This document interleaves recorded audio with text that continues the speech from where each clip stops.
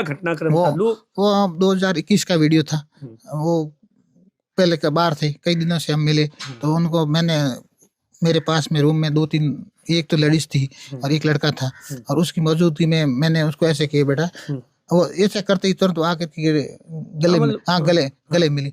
और पास में आपने लेडीज को तो देखा ही होगा, हाँ, लेकिन ये लड़का था, उसको मैंने काट दिया, मतलब थोड़ा कट अच्छा कट कर दिया जानबूझ के। हाँ जानबूझ के उसको कट कर दिया। हम्म, फिर उसके नीचे लिख दिया मेरे पास में इतने मिनट का मतलब और वीडियो है, परमिट करके उन्होंने इसको उसके स्क्रीनशॉट लेकर के, और थोड़ा सा वो वीडियो सेकंडों का ही वीडियो, ज्यादा लंबा नहीं किया। फिर वो गलत तरीके से उन्होंने वो जो पैसों भी, के लिए। हाँ पैसों के लिए और सही दमील करने, दोनों के लिए, पैसा भी चाहिए और इनको बर्बाद कर देते हैं। भाई साहब के मन में क्या आया था? उन्होंने वीडियो भी जारी किया था उस वक्त। हाँ एकदम वो तो, क्या चाहती थी इस पूरे मामले में? वो एकदम तो थोड़ा वो घबराई पे, लेकिन उस कोशिश अगले कुछ मिनटों में, घंटों में आ गए। आके मिनटों में उन्होंने आपने ट्रीटमेंट दे दिया, और मुझे भी दे दिया। गुरु जी पापा आप चिंता मत करने, मेरा जीवन कैसा है वो मुझे पता है, कोई कितना भी इंजाम लगा दे, लेकिन अपना सब कुछ मुझे पता, मैं कैसे जिंदगी जी रही हूँ, तो मुझे घबराने की भी जरूरत नहीं है। तो लोगों को समझ में आता, तो उन्होंने अपना स्टेटमेंट जारी कर दिया, और उसके बाद में पुलिस में कंप्लेंट। कंप्लेन भी की, वो थोड़ी बहुत कार्रवाई भी हुई, और हर वक्त वो मुझे ढाढ़स बताती कि गुरु जी आप चिंता मत करना। मिनटों में ही आश्रम के आगे सब इकट्ठे हो गए, लेकिन उस जगह कुछ असामाजिक तत्वों ने दुष्प्रचार किया, मेरी गाड़ी के कांच तोड़ने की कोशिश की, हैंडल भी अभी टूटा हुआ पड़ा, आप देख लेना, मेरा मोबाइल छीन लिया, हावलर करने लगे, नारेबाजी करने लगे कि इसको मेडिकल नहीं करा रहे, वो करे नहीं हाँ ये। मतलब गलत तरीके हाँ से गले प्रचार। हाँ दुष्प्रचार प्रसार किया उन लोगों ने। मैंने तो हाथ जोड़ा, भाई ऐसी विकट परिस्थिति में आप ऐसा कर रहे हो, तो यार ये ऐसा प्रॉब्लम मेरे, मैं तो अकेला हूँ, और कौन, पुलिस वालों ने भी उसको रोकने की कोशिश की, लेकिन वो नहीं मानने लड़के। तो बाबूजी जो एक फेक वीडियो कहें या तथाकथित वीडियो कहें 13 जुलाई को आया था, और उस वीडियो के बाद में जो उनका भी मैंने वीडियो देखा था, बहुत पीड़ित थी। क्या था वो दृश्य, कैसा था जब पहले मतलब किसी ने उनको बेवजह मतलब परेशान किया या जो भी, वो क्या? राजस्थान की सुप्रसिद्ध कथावाचक प्रेम भाई साहब, अब देखिए लगातार पिछले कई सालों से सनातन धर्म के साथ ही खास तौर से ग्रामीण इलाकों में नशा मुक्ति से लेकर तमाम चीज़ों पर है वो कथाएं करती थी और लोगों को जागृत करती थी।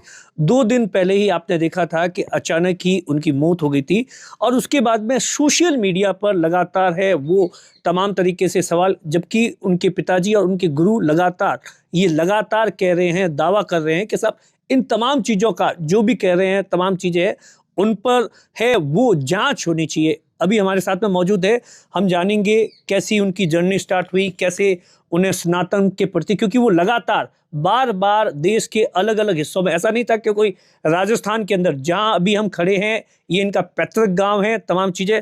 अच्छा, लोग ये जानना चाहते हैं, सोशल मीडिया पर तरह तरह के कमेंट्स आ रहे हैं कि साहब अचानक ही सब कुछ, क्या कुछ हुआ, आप उनके साथ थे, क्या कुछ हुआ?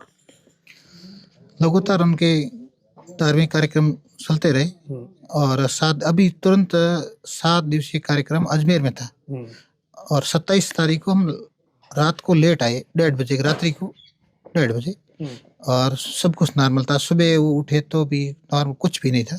10 बजे उन्होंने बोला गुरुजी 29 को अपना कार्यक्रम है, थोड़ा मुझे जुकाम टाइप लग रहा है, मैं भजन बोलूंगी तो मेरे थोड़ा कंठ में थोड़ा खराश लग रहा है, तो कोई नॉर्मल कोई ट्रीटमेंट मुझे दिला दो। तो फिर मैं कोई काम काज में लग गया, और 2 घंटे बाद में मैंने एक डॉक्टर को, निजी क्लिनिक वाले को कॉल किया 11:56 मिनट पे। तो उन्होंने बोला मैं अभी थोड़ा बाहर हूँ, थोड़ा टाइम लग जाएगा। तो भाई साहब ने बोला कोई बात नहीं, के मैं कोई काढ़ा पी लेती हूँ। मैंने कहा काढ़ा क्यों पीते हो? अपना परीक्षा हॉस्पिटल चले जाते हैं, हमेशा परीक्षा में ही जाते, कोई भी रेगुलर चेकअप के लिए? नहीं नहीं, कभी भी मतलब कभी कभार कुछ थोड़ा बहुत जुकाम वजह होता है ना, तो कभी जाते तो परीक्षा में ही जाते। तो नहीं गुरुजी के हॉस्पिटल जाने जैसी कोई बात नहीं, मुझे बुखार है नहीं, और खाली गले का खराश है, तो नॉर्मल कोई ट्रीटमेंट लो। फिर कोई बात नहीं, कोई आता गया, वो अपने साधना में लगे रहे, रियाज करते थे। और 5 बजे उस दिन भी लोग आए थे उनसे मिलने के लिए कोई? हाँ, उस दिन रात को भी, जब हम आए रात को 1:30 बजे, तो पास में ही कोई एक कार्यक्रम था, तो यहाँ इसी पैतृक गांव की उस लड़के थे, वो आए, रुके थे, और सुबह वो निकल गए। तो मैंने उससे बातचीत की, जड़े तो घंटे भर का टाइम निकल गया। 11:54 पर मैंने क्लिनिक वाले को कॉल किया, जो होम डिलीवरी देता है, वो कार्ड दिया हुआ था। तो उसने बोला अभी थोड़ा मैं बाहर हूँ। तो भाई साहब ने बोला आप चलो परीक्षा नहीं नहीं कोई बात नहीं, ऐसी मेरी कोई जरूरत नहीं, खास ट्रीटमेंट की जरूरत नहीं। यूं करते करते फिर वो अपने काम में, वो भी काम में लग गई। और 5 बजे के लगभग उन्होंने बोला कि गुरुजी कल ही कर, थोड़ा सा गले में है तो आप करवा दो, अच्छा से गा पाऊंगी। तो मैंने 5 बज कर के 4 मिनट पर वापस उसी क्लिनिक वाले को कॉल किया, बोला मैं आ ही रहा हूँ। और वो 15-15 मिनट में आ गया। और भाई साहब को चेकअप किया, बीपी चेक की, तो क्या बोला कि नॉर्मल है, जुकाम कुछ है नहीं, बुखार तो है नहीं, जुकाम है। और 3-4 वो टैबलेट के पत्ते दिए, और एक जैसे कप की छोटी सी सिर्फ सिर्फ दी। और बोला कि जल्दी ठीक होना है तो इंजेक्शन लगवा दो। बोला वो इंजेक्शन, थोड़ा मुझको डर लगता था, बोला कि नहीं इंजेक्शन मुझे जरूरत ही नहीं है, नहीं कि लगवा दो जल्दी ठीक हो जाओगे। तो बोलो लगवा दो, तो उसको ये था कि जल्दी ठीक हो जाऊं, तो मतलब ठीक है, कल कथा भी थी। चलो मैं सहन कर लोगे दर्द, आप लगवा दो। तो हमेशा वो इंजेक्शन लगवाते तो मैं बोला गुरुजी आप पकड़ो तो लगवा, नहीं तो मेरे को थोड़ा ऐसा लगता है, लेकिन अब चलो कि आप मेरे को लगवा दो। तो उसने इंजेक्शन 2 इंजेक्शन लिए, एक को ऐसे डाल के हिलवाया, फिर वो इंजेक्शन भर के लगवा दिया, लगा के थोड़ा धीरे धीरे वो लगवा दिया उसने। और फिर उसने अपना सामान अंदर रख दिया, औजार वगैरह, शीशी, वो इंजेक्शन वगैरह, और फीस ले ली 500 रुपये और निकल गई। और फिर बोला गुरुजी थोड़ी मालिश करो। मैंने 10 सेकंड ऐसे 5 सेकंड में मालिश की, और फिर एकदम सीख के ऊपर सीख आई, उनको बहुत 10 सीख लगातार, हर सीख के ऊपर सीख आई। और उसी वक्त मतलब इंजेक्शन के अगले अगले कुछ मिनटों में 10 सेकंड के अंदर फुल उनको सीख आई। सीख के आते आते बोला पापा गुरुजी टिश्यू पेपर लेके आओ। मैं दौड़ के टिश्यू पेपर लेके उसको दिया, और पास वाले रूम में मेरा फोन पड़ा, किसी का कॉल आया, तो मैं दौड़ के पास वाले रूम में गया। तब तो सिलर करने लगे, मुझे श्वास नहीं आ रहा, मुझे श्वास नहीं आ रहा, ऐसे करके दौड़ के आश्रम के बाहर के गेट तक पहुंच गए। मेरे से पहले बाहर वो पहुंच गए, वहां जाकर ही नीचे गिर गए। और हम तो गाड़ी की चाबी ले गए, दौड़े दौड़े। दोनों ही थे उस वक्त, उसके अलावा घर पे कोई था? एक आश्रम में एक लड़का और था। उन्होंने एक अकेले से, मेरे तो उठते नहीं थे, उस लड़के ने हमने उठा करके गाड़ी के अंदर बिठा करके तुरंत हॉस्पिटल की ओर रवाना हुए। और आशापूर्ण सिटी के पास जाते ही मैंने उस डॉक्टर को, क्लिनिक वाले को कॉल लगा, भैया आपने ऐसा क्या दे दिया, मात्र 3-4 मिनट में इसकी ऐसी हालत हो गई है। उसने बोला कि मैंने तो नॉर्मल इंजेक्शन दिया है, आप कौन से हॉस्पिटल जा रहे हो, मैं वहाँ इनका इलाज करा दूंगा। जैसे उसकी हालत बहुत नाजुक, बोला पापा मुझे न्याय दिला देना, आखिरी उम्मीद, खेल खत्म हो गया। ये मतलब उनकी आखिरी सब? बस उस वक्त उनको लग भी गया था, ऐसा था? इतना ही बोला, उससे आगे वो बोल नहीं पाई। फिर ऐसे इतना हुआ, और जल्दी में गए परीक्षा हॉस्पिटल, उन्होंने भी तुरंत इलाज शुरू कर दिया बिना लिखित, वो कायदा। डॉक्टर भी कह रहे थे, डॉक्टर से भी हमारी बातचीत हुई, तो उनका कहना है कि आप बार बार कह रहे थे, तो उन्होंने आपकी रिक्वेस्ट पे इलाज भी, आप मतलब कह रहे थे, इलाज भी किया प्रॉपर। परीक्षा वाला बहुत इंसानियत के नाते, इंसानियत जैसे बोलते हैं डॉक्टर भगवान का रूप होता है, वो भगवान का रूप दिखा करके परीक्षा हॉस्पिटल वालों ने बिना लिखित लिए, ऐसी नाजुक हालत के अंदर कोई ऐसे एडमिट नहीं करता है, बोलते आप चले जाओ सरकारी में जाओ, कहीं जाओ, बिना साइन किए। उन्होंने इतना टाइम दिया, हमारे पास वक्त नहीं था। वैसा की ऐसी नाजुक हालत देखती हूँ ना, तुरंत अंदर ले लिया और ट्रीटमेंट शुरू कर दी। गुरुजी ये बेटी हमारी है, आपकी नहीं। बहुत ऐसा कोशिश की उसको हार्ट दबाने की, वो सब ट्रीटमेंट, ऑक्सीजन लगवाया कि 30-40 सेकंड में सब ट्रीटमेंट, सीपीएम वीपीएम सब लगा दिया कि कुछ सेकंडों के अंदर उन्होंने इलाज शुरू कर दिया। 2 मिनट में बोल दिया। वो जो एक तस्वीर वायरल हो रही है, जब हॉस्पिटल के अंदर आप गोदी में, मतलब उस पर है, वो आखिरी तस्वीर हुई? हाँ वो आखिरी तस्वीर छोड़ दिया। उसके बाद कुछ बोल नहीं पाए उस वक्त, कुछ वो गाड़ी में बोले, उसको बोला, उसके बाद कुछ बोल नहीं पाए। तो उनके मन में ऐसी क्या पीड़ा थी बाबूजी? पीड़ा तो उस वक्त तो बस ये दर्द इंजेक्शन वाला ही था, बाकी ज्यादा वो अगर गंभीर होते तो उसने बीपी चेक की थी, तो बीपी में बता देते भाई ये इंजेक्शन लगाने लायक नहीं है, अब इसको हॉस्पिटल ले जाओ। या ज्यादा तेज बुखार होते तो भी डॉक्टर खाली मेडिकल कोर्स दे देते, इंजेक्शन नहीं लगाते। कुछ था ही नहीं, उसने खुद ने चेकअप किया कि कुछ है ही नहीं, नॉर्मल है। तो फिर पोस्टमार्टम को लेकर, जैसे आप वहाँ एम्बुलेंस के लिए आपको कहा, आप पोस्टमार्टम को लेकर उन लोगों को क्या कहना चाहते हो? वो जो तमाम सब उस वक्त का वहाँ का क्या घटनाक्रम था?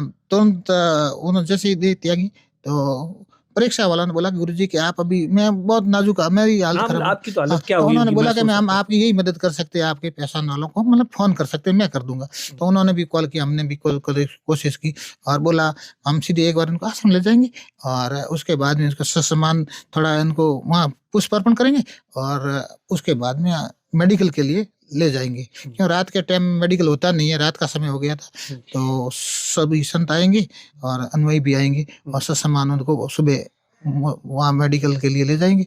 ऐसी मेरी भावना थी, तो हमने वो निजी हमारी जिस गाड़ी में लाई उसी गाड़ी में उनको लेकर के आश्रम गई और लोग भी कुछ मिनटों में ही आश्रम के आगे सब इकट्ठे हो गए।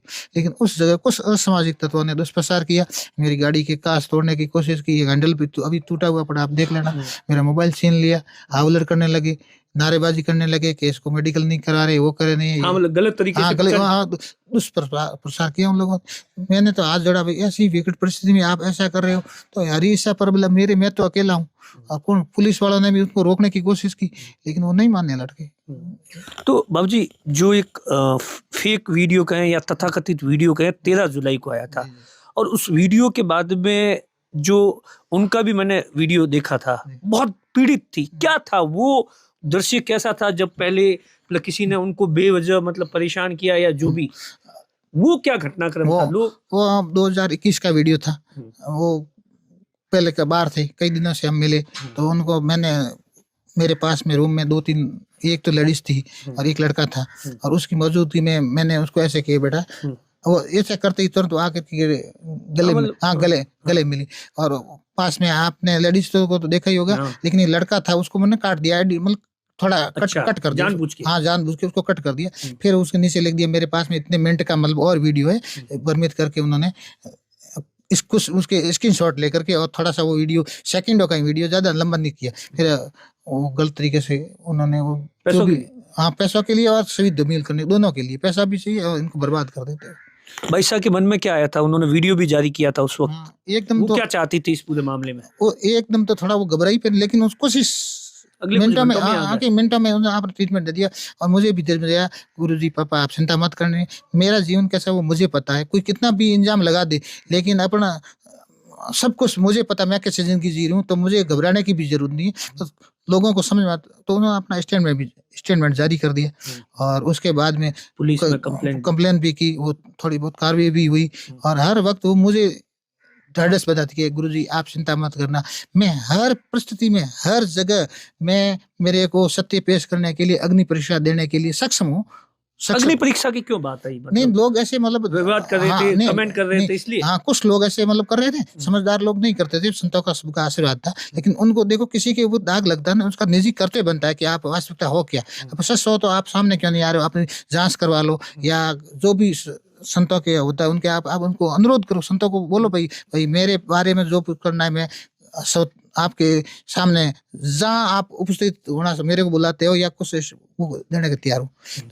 उन्होंने तुरंत पोस्ट भी डाली, और उसके बाद में लिखित में पत्र दिया उन्होंने, जो सनातन के वरिष्ठ पदों पर है, शंकराचार्य जैसे आचार्य, उनको उन्होंने लिखित में पत्र दिया, देखो ये दाग मेरे शरीर पर ही नहीं लग रहा है, ये मेरे जो बैग पहना हुआ है उनके ऊपर लग रहा है, तो मेरी एक नैतिक जिम्मेदारी बनती है। उस नैतिक जिम्मेदारी को मानते हुए उन्होंने लिखित में पत्र लिखा और दर्शन करने के लिए गए और पत्र दिया। तो संतों ने कहा कि हम भी संत हैं, हम जिंदगी जीते हैं, और आपके हाव भाव और व्यवहार को मतलब सत्य होता है ना, वो कभी लड़खड़ाता नहीं, कभी लड़खड़ाता नहीं है, कितना भी कुछ, कितनी भी परीक्षा, सत्य कभी लड़खड़ाता नहीं है। तो आप सही हो बेटा, और लोग तो सीता जी पे भी लांछन लगा देते हैं, हम सभी पूज्य संतों का आपके ऊपर पूर्ण आशीर्वाद है। तो वो जो एक पोस्ट आई थी 4 घंटे बाद में, वो क्या कुछ था उनके अकाउंट से जो एक पोस्ट की गई थी न्याय को लेकर? हाँ, वो पोस्ट हमने करवाई, हमारी ड्राइवर से, वो उनका अंतिम सांस लेने के बाद में जो आखिरी उनके शब्द थे, वो मैं रोक नहीं पाया, मैं जीते जी उनको मतलब कुछ करवा नहीं पाया। तो जो शब्द है वो मैंने, जो भी दुनिया किस हिसाब से उसको ले लगी, उसकी मुझे परवाह नहीं, लेकिन मैं उनके भाव को नहीं छुपाऊंगा बस। अच्छा, वो उनका जन्म कहाँ हुआ था और कैसे उनका स्नातम से इतना बड़ा लगाव कैसे हुआ? उनका जन्म तो ये जो इसी गांव, हाँ, जगराम के ढाणी गिड़ा बालोतरा के अंदर है, इसी जगह पे हुआ। और उनके माताजी भी साधना पे थी, सनातन के प्रति उनका बहुत लगाव था। बहुत लगाव था, वैराग्य जीवन जिया। ये पूज्य संत बैठे, उन्होंने यहाँ से 500 मीटर दूर एक छोटा सा मंदिर है, उस जगह पर 11 महीने तक अन्न छोड़ करके तपस्या की। 11 महीने? हाँ, 11 महीने तक। मेरे भी अन्न त्यागने का संकल्प था, लेकिन पूज्य संतों ने कहा कि आपको छोड़ दो, मैं आपकी जो भी संकल्प है वो उनको हम पूरा करो। आप क्या कामकाज करते थे उस वक्त? उस वक्त हम निजी काम करते थे। तो जो फिर भी आप कैसे मतलब सनातन के प्रति मेरी मतलब कैसे भाव आया आपके? मैं शुरू से ही सत्संग सुनता था, तो अच्छा, सत्संग, सत्संग। हाँ सत्संग हाँ। सुनता था। और पूज्य हमारे यहाँ नजदीकी मठ है, तो उन महात्माओं के आशीर्वाद से हमें सत्संग मिलता था और अपने आप ऐसे वैराग्य हो गया। तो हम प्रेम भाईसा का लगाव कब 4 साल हाँ से जैसे उनकी माँ का निधन हो गया था उसके बाद में कैसे? हमार दोनों का ये संकल्प था कि हम सनातन को बढ़ावा देने के लिए बहुत सारे संतों को इकट्ठा करके सम्मेलन करें। तो उस वक्त लोगों में इतनी रुचि नहीं थी, ये तो ऐसे ही पाखंड कर रहा होगा, तो लोगों ने माना नहीं, तो हमने अन्न त्याग दिया। फिर पूज्य संतों ने कहा ऐसा हट नहीं करना चाहिए, आपका संकल्प धीरे धीरे पूरा हो जाएगा, आप ये संकल्प इतना मत करो, आपका जो भी मन में है हम करवाएंगे। तो हमने तो अन्न लेना शुरू कर दिया, लेकिन उन्होंने वो अन्न नहीं लिया। तो फिर ऐसी कोई हो गई, कुदरत को मंजूर है, वो यहाँ हमारा संकल्प पूरा नहीं हुआ, तो हम इस जगह को त्याग दिया हमेशा के लिए और प्रेम भाईसा को ननियाल भेज दिया। ननियाल वो कहाँ पर? ये यहाँ से 7-8 किलोमीटर दूर है। वहाँ उनको सुपुर्द कर दिया और हम तुरंत वहां से रवाना हो गए, सीधे हरिद्वार गए और 5-7 दिन इधर उधर दर्शन किए। फिर वापस जोधपुर आए। जोधपुर के बाद में कोरनावटी के अंदर जास्ती गांव है, वहां गए और एक गांव से दूर छोटा सा एक स्थान है जहाँ गोबर का थेपला किया हुआ था, वहां जाकर के बैठ गई और धारण कर लिया हरि करो सो सरी, जब तक यहाँ मंदिर नहीं मिलेगा, हमारा प्रण पूरा नहीं होगा, तब तक अन्न नहीं लेंगे। तो तुरंत घंटों में वो गांव के लोग आए, देखा और दूसरे दिन से उन्होंने सारी व्यवस्था शुरू कर दी सत्संग की वगैरह की। 21 दिनों में उन्होंने मंदिर बना दिया और उनकी प्रतिष्ठा करवा दी और संत सम्मेलन करवा दिया और प्रेम भाईसा के माता जी को वो जल अन्न ग्रहण करवा दिया, उनका व्रत तोड़ा दिया। और उसके बाद में वो धीरे धीरे सनातन के प्रति कई कार्यक्रम उस एरिया में हुए और 5-7 साल बाद में उन्होंने लगा कि अब मैं दुनिया में नहीं रहूंगी, तो हमको भी बोला, गांव वालों को भी बोला कि जिस जगह मैं पक्षियों को सूंढ देती हूँ उस जगह मेरी समाधि दे दो, तैयारी करो, मैं शरीर छोड़ रही हूँ। तो हमने ऐसा नहीं सोचा कि ऐसा भी हो सकता, हाँ, कोई ऐसा ही हो सकता, हाँ और अष्ट पोस्ट है कोई। तो उन्होंने कॉल करके ननियाल में कॉल किया, प्रेम भाईसा के ननियाल में, और प्रेम भाईसा को बुला लिया। जब प्रेम भाईसा आए तो हमें पता चला ये कहाँ से, कि मैंने बुलवा लिया इनको तो, और बोला बेटा अब मेरा अधूरा सपना जो बरे वो आपको पूरा करना है, इतना सा आशीर्वाद दिया। अच्छा, माँ ने और मेरा जो अधूरा सपना है ये आपको पूरा करना है। 2 दिन शायद वो प्रेम भाईसा के साथ में रहे, 3 दिन अचानक तबीयत मतलब हुई, तो हम उनको भी लेकर के जोधपुर की और रवाना हुए, लेकिन प्राण त्याग दिया। तो उसके बाद में प्रेम भाईसा कैसे मतलब कथाओं में जाते थे, किस तरीके के, क्या मैसेज क्या देते थे गांव ढाणी में? उसके बाद में प्रेम भाईसा मेरे पास ही वहीं रहने लगे, जास्ती आश्रम में, और वहीं मेरे पास में ही वहीं आश्रम में शिक्षा ग्रहण करते थे। और बहुत कम महीना में ही उनको मतलब कंठस्थ हो गई, भागवत पढ़ना है, रामायण पढ़ना है, उनको बहुत कम समय में संस्कृत के श्लोक है वो कंठस्थ हो गए। और फिर हम कुछ समय के लिए जोधपुर गए, पूज्य बाल संतों के सानिध्य में हो रहे और कथा करनी शुरू कर दी। अच्छा, अब आप क्या चाहते हैं, मतलब इस पूरे मामले को लेकर क्या चाहते हैं, उन्हें न्याय कैसे मिलेगा? अब पूज्य संतों पर हमें भरोसा है, सनातन पर भरोसा है, देश की जनता पर भरोसा है, तमाम आप स्वतः स्तंभ मीडिया है, आप सभी पर भरोसा है कि आप सब चाहेंगे तो न्याय सच सामने आ जाएगा। अब वो तो चलेगा, लेकिन सच सामने आ जाएगा। सोशल मीडिया पर जो तरह तरह के कमेंट्स करते हैं उन लोगों से क्या कहना चाहोगे आप? उनसे तो मेरा यही निवेदन, किसी भी व्यक्ति पर कोई ऐसी आपत्ति है तो सच जाने बिना, वास्तविक जाने बिना अपनी मर्जी से कोई स्टेटमेंट, सही बात, यही निवेदन। अच्छा, अभी क्या वापस पुलिस वालों ने आपसे कोई कांटेक्ट वगैरह किया? अभी तो कोई नहीं कांटेक्ट किया। अच्छा, ठीक है। अब देखिए, ये उनके पिताजी है जिनका साफ तौर पर कहना है कि इस पूरे मामले की जांच होनी चाहिए और प्रेम भाईसा को न्याय मिलना चाहिए। दिनेश बोहरा।